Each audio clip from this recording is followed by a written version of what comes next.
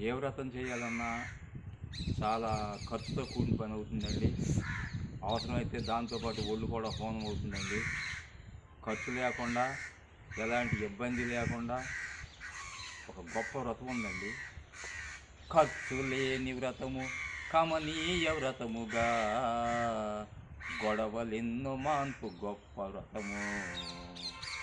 మౌన వ్రతము కంటే మహిలోన ఏముంది, మౌన వ్రతము కంటే మహిలోన ఏముంది, తెలిసి మెలగుమయ్య తెలుగువాడ, తెలిసి మెలగుమయ్య తెలుగువాడ.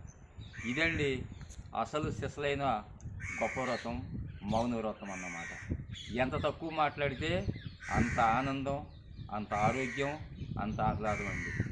భగవంతుడు నోరిచ్చాడు కదా అని చెప్పేసి దాన్ని ఎక్కువగా ఉపయోగించకూడదండి. అదండి దాని సారాంశం. ఆ వ్రతాన్ని ఆచరిస్తే మనకి అద్భుతమైన ఫలితాలు వస్తాయండి.